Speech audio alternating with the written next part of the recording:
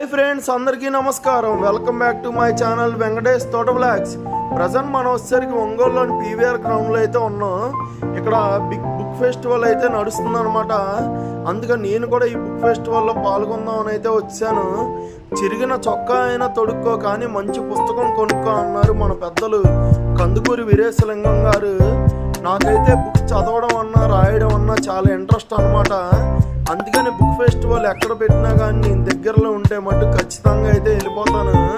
పుస్తకం అంటే అమ్మలా లాలిస్తుంది, నాన్నలా ఆదరిస్తుంది, గురువులా హితబోధ చేస్తుంది, ఒంటరితనంలో స్నేహితుడిలా హక్కున చేర్చుకుంటుంది, బాధపడే వారిని ఓదారుస్తుంది, అలసిన మనసులను సేద తీర్చుతుంది. అందుకే పుస్తకం అనితరమైన ఆయుధంగా, నేస్తంగా, సమస్తంగా అన్ని తరాల వారిని అలరిస్తుంది ఈ పుస్తకం.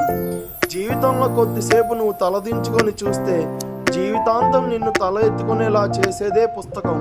పుస్తకం అంటే ప్రపంచ జ్ఞానం, పుస్తకం అంటే వ్యక్తిత్వ వికాసం, పుస్తకం అంటే మానసిక ఆరోగ్యం, పుస్తకం అంటే చీకటి చిట్టడిలో దారి చూపే దీపం పుస్తకం. ఎల్కేజీ నుంచి పీజీ వరకు ఎన్నో కాంపిటీషన్ ఎగ్జామ్స్కి మనం ప్రిపేర్ అవుతాం కదా. దానికి సంబంధించిన ఎవ్రీ బుక్ అనేది అయితే ఈ బుక్ ఫెస్టివల్ అయితే అందుబాటులో ఉంది.